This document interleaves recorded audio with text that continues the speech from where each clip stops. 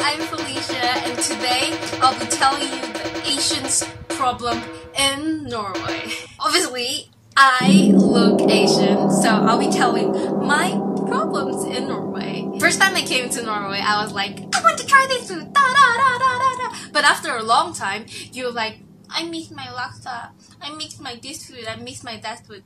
But you cannot find Malaysian restaurant in Norway which would have a decent price and that as good as Malaysia. I mean, for instance, our durian is much yummier in eating here than eating in Norway. Same as if you're eating the Norwegian chocolate in Malaysia, is also tastes different. I don't know why. Maybe it's just the weather. But one thing, Asians groceries in Norway don't have much variety of like the real Chinese ingredients or the Malaysian ingredients like belacan or the real authentic Malaysian durian, or even the Japanese food, like certain things that I want to make Japanese stuff like bonito flakes, okonomiyaki sauce, salted egg, century egg, dashi, and even desiccated coconut to make my rendang. Again, when you go to Asian restaurant in Norway, I'm very picky. For instance, they would have satay in Norway, and the restaurant satay is not as good as Malaysian satay, Or it's totally not Malaysian satay. It's totally different. The marination, the peanut sauce, every kind of flavor. Probably they use the Thai kind of satay style. Plus, they have some menu which I don't understand. They call it the Chinese chop suey. You might think chop suey is Chinese, but if you try translating in Chinese, it's not a Chinese food. It's just mixed vegetables, and there is no kind of word for it in Chinese either as well. Third, shopping is a total problem for me. Like, I can still find my size. That's the good thing, Norwegians are still small size. But the thing, the Norwegians are tall. So a lot of times, getting pants, skirts, it's too long for me. For instance, I bought this pants from Big Bog. And it was so long. I had to cut it. You see, I even have to cut it myself and sew it myself. Or I would have to go to the child section, and it's kind of embarrassing because the child would stare at me like, why are you doing here? You're not pregnant, you don't have kids. Why are you here?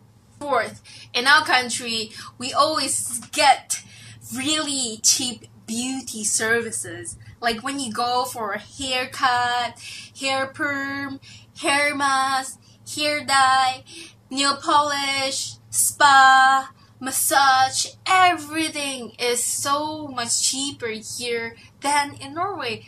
5. I always get mistaken as underage every time I go into a club or a pub. And they always ask for my ID to prove that I'm old enough to enter. At one time, I couldn't go in just because I didn't bring my ID at all. 6. I always have problems with kids, Norwegian kids.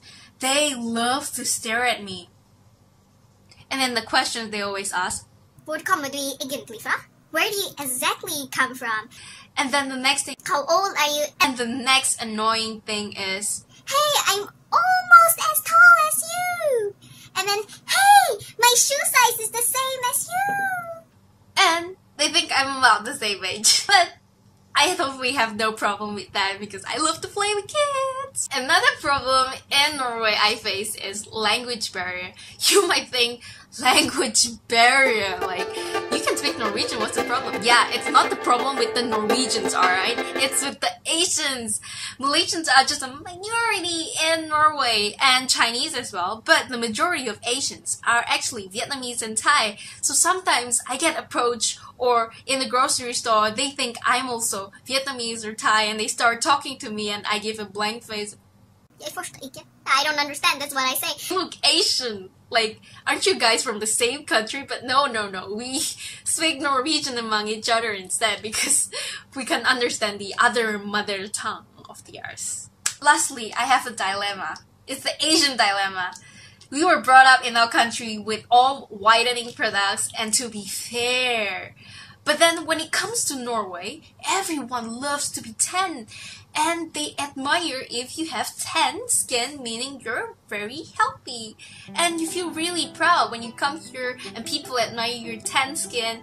Instead, in Malaysia, people will look at you if you're really tan or probably speak a different language because they think you're from their country. After a while, I don't really care of all these problems. I just accept who am I. Like, I can be fair in my face and tan in my arms. I don't care. Uneven fairness, uneven skin tone.